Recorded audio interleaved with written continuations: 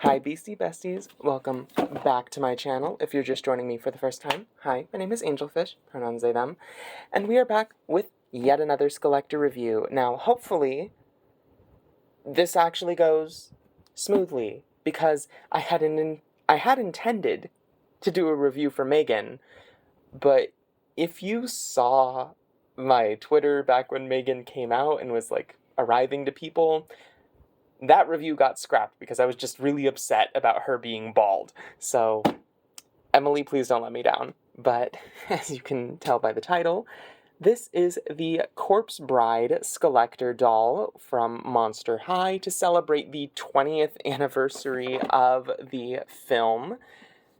Now, as far as Skullector packaging goes, I am not the first person to say this. This is probably the weakest box design that we've gotten. Like, the front, this is fine. This is on par with, every other Skullector set we've gotten in the past couple years or so. It's the back that's odd. Like, she's just photoshopped in here. It's a little odd. I don't think we needed her in this portion of the photo. Also, this looks AI generated. I don't know what's going on down there. I know Mattel has been devaluing their packaging designers for a while. That's a whole other video, though. Without further ado, let's get into it. Okay, so, as we can see, the inside of the box is a lovely illustration of the church. This does actually look on par with all of the other interior that we have gotten in the past. And as per usual with the current style of Skullector boxes, it is just a sleeve that you can slide out. I am going to gently cut her out of this, and then we'll take a closer look. Just real quick before we get into the doll herself, I just want to note for you in-box collectors, compared to previous Skullector sets, Emily's box is missing the antimicrobial micro pack, so if you plan on keeping her in box forever, do be aware there is no micro pack in this packaging whatsoever to keep it safe from mold, so avoid storing her in damp areas or humid areas. Otherwise, she should be fine. But yeah, a doll box without micro pack at a collector level, bad sign. I don't remember if the Sanderson sisters had it or not. I still have their box. I'm pretty sure they did, but yeah, it's generally not a good sign if a doll that a lot of people are going to keep in box does not have that. Also, before we get into the doll, important discovery, Emily has the G2 arm pegs, so I am glad to see that they are listening. That makes me very happy. Alright, now, if you're new to my channel, it is time for the accessory rundown. Being a Skullector, Emily doesn't have a whole lot going on in that department, but she does come with the typical certificate of authenticity from the Corpse Bride movie. This is going in the drawer that I keep all of my other COAs from. Also, I forgot to show you the back of her box. It is in multiple languages. Emily is also one of the first Skullectors, aside from Beetlejuice, to be available on Amazon, and also one of the first Skullectors to be available at Target, apparently, although she's sold out everywhere currently. I got her from Mattel Creations' Fang Club release because she shipped sooner. Let's see. It says, "Dearly beloved and departed, we are gathered here today to celebrate the unlife of Emily, who has found her way. Although she felt not ice, nor sun, nor candle flame, her betrayed and broken heart ached all the same, until an engagement gave her hope a spark. Despite the pesky clause, death do us part. But alas, just as a piano duet must end, so too did her betrothal. She set herself and her groom free, heart more glad than woeful. Emily walked down the aisle in reverse, exuding ghostly grace. Luminous, her gossamer veil flowed behind her face. At peace, she stepped into the moonlight and let go with a sigh, dissolving into 1,000 blue butterflies and flying into the night." Which, her dress is very much inspired by the whole butterfly thing. Now, the other accessory that she comes with is, of course, this new medieval torture device of a saddle stand. Let's see how good this actually works on her. And here she is on her stand. It was a pain in the ass to get her on there. Very odd. Also, her legs are, like, really floppy. But interesting. I don't know how I feel about this new stand type. I don't hate it. I don't love it. It is nice that she appears very freestanding. The base is just the usual Monster High base stand, no special skelett or anything. I do think it's interesting how the Skullectors have been switching up the stands as of late. But without further ado, let's actually take a closer look at our beautiful blue bride. Now, context. Despite all of the criticism leveled at this doll, I was still really excited for her because I had the lucky opportunity to, back in the summer of 2023, see the actual Emily puppet used in the movie in person because she was on display at the Museum of Motion Pictures in LA. And I was visiting family at the time and we went. It was very lovely to see her in person, so I have been very excited for this doll, but also a little skeptical, seeing the original in person. And I think this does her pretty well, I'd say. Let's take a look at her gorgeous, gorgeous face screening. Now, a lot of people have been saying she's pixely. She is not, I can confirm. It is just stippling and glitter makeup. Now, pixelation does have an actual physical to-the-touch texture that you can feel if you accidentally brush up against it with your fingers. And she does not have any of that. She is a regular stamped and sprayed screening. I don't know where the pixelation accusations keep coming from when it comes to these Skullectors. It's always said by people who don't buy the dolls, though, so I don't know. Maybe they're just trying to, stir drama. Her arms, also much like Megan, can go all the way down. No alumni arm articulation issues. Her tree branch is stuck on something on my desk. Okay. This belt we will talk about. But as far as her face goes, her eyeshadow, if my camera can stop freaking out. It's funny, she's not as saturated as the creature from the Black Lagoon, but my camera is having just as much trouble focusing on her. In person, her colors are pretty accurate to the actual puppet, down to the shade of blue used in her hair. It's pretty one-to-one. Skin tone is also very accurate. Makeup is pretty spot on. Now, if my camera would like to stop freaking the fuck out, that would be a different story. Her skin is also slightly sparkly. I don't know if you can see that.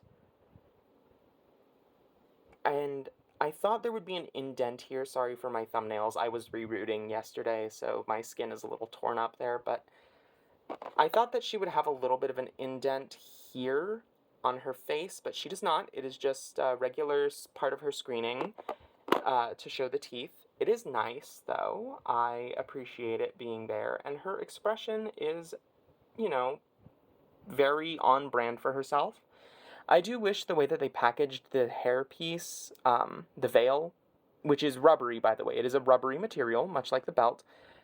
I wish that they had found a way to make it so her forehead was not the main thing on display here, because the doll is meant to have her hair coming down in her face. I can unsnip these tabs later and readjust it, but yeah, it's the thing of, I actually don't know how her veil is assembled. She's got this, and it's stapled into her head, and I hope that once those staples are removed, it is not gonna fall apart. The veil is just a mesh fabric. It is tattered on the ends, and you can drape it over her face like an actual bridal veil. I do wish that it was 2 layers instead of just 1. Just a little layer of blue underneath this as well would help really sell the whole ghostly effect. I know that you can also print on mesh, so maybe a subtle blue gradient would have been lovely. She has a little plastic staple stuck in there. I'm going to pull her off camera and get that out. Okay, she keeps falling off her stand, and it's not going to hold, so I am unfortunately going to have to hold her for the rest of this video. But taking a look at her veil, looking at the sculpting there, it is lovely, lovely black roses and the butterflies cast in a pearl bluish black material. I do quite like the color. It is very beautiful in person. The butterflies are also a shimmery blue paint, or at least I believe they're shimmery. They appear slightly pearly. It could also just be that they are glossy and the material itself is a pearl plastic. And as you can see, it is very soft and rubbery, much like her belt. Her belt, similar aesthetic, butterflies, roses, thorns, pearls, branches. Only one butterfly is painted right here at the waist, and it buttons in the back with another butterfly as the clip. And I will take it off for the sake of this video because it keeps getting caught in her long saran hair, which is a beautiful, beautiful blend. It doesn't really show up as dimensional on camera as it does in person, and she desperately needs a boil wash and detangle, but there are two different shades of blue in here, a more lapis lazuli blue and a phthalo blue. Overall, very lovely, very soft. It just needs to be detangled desperately. She's got box hair bad. Now, as for her earrings, we have Maggot, who is missing his iconic makeup, but he is coming out one ear and hanging out of the other. And they're just simple earring pegs, nothing too special about that. I do think it is a very fun idea, a very good way to include him. I do wish that we had gotten a way to include Miss Spider in this doll release as well. And speaking of the movie, she has this wonderful new torso sculpt, which has her ribs hanging out. And of course she has the one skeletal arm and the one skeletal leg, which is just the Skeleta Calaveras, limb pieces, complete with the same rubbery material that they're usually cast in. She also has this lovely little gold ring. I do not want to lose this. It's not rubber banded on in any capacity, but it also seems to be staying on there very well, so I am not super concerned.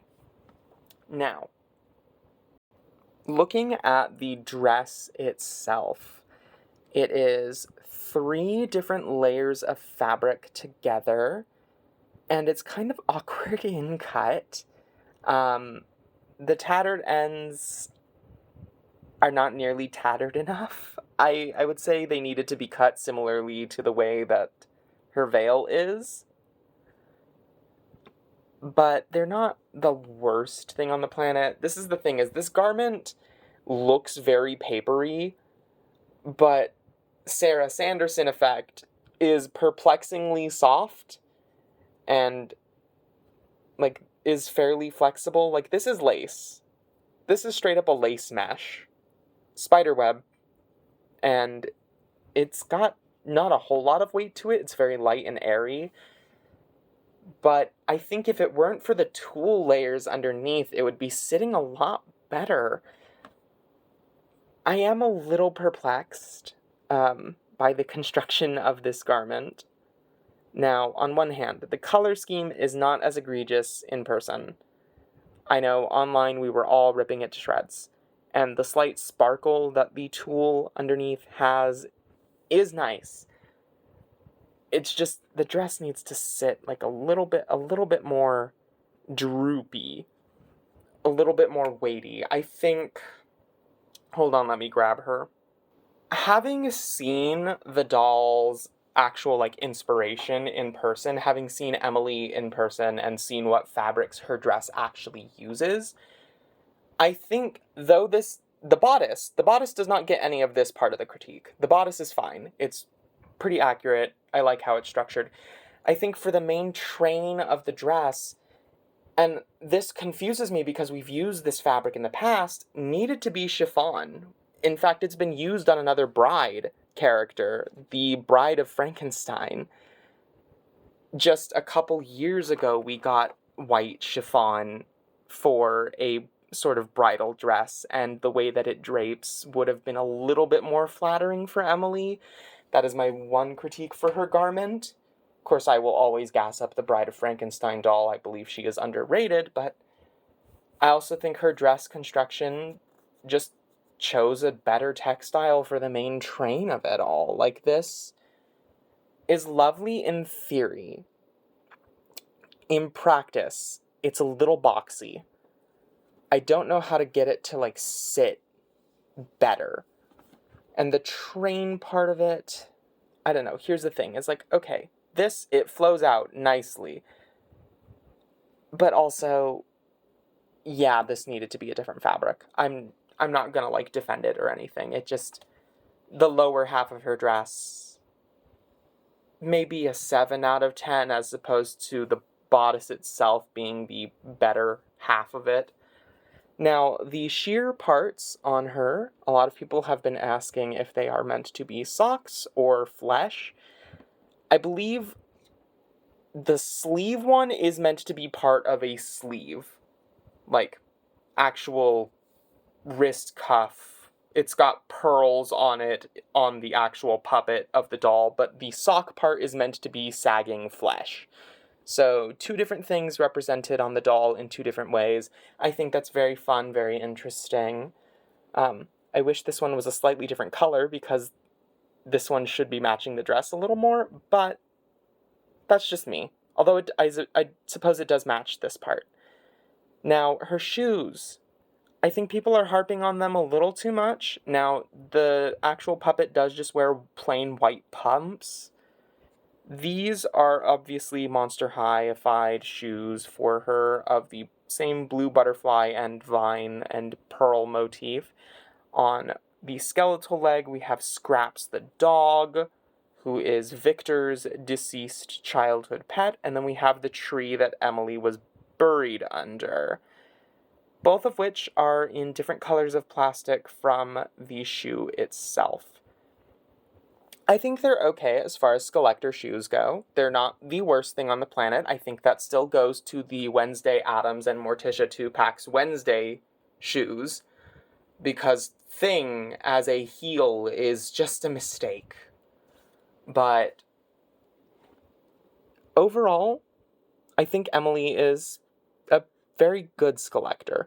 She's not the best one. If I were to squeeze her into the ranking that I did a couple videos ago, I think she would definitely be middle of the pack.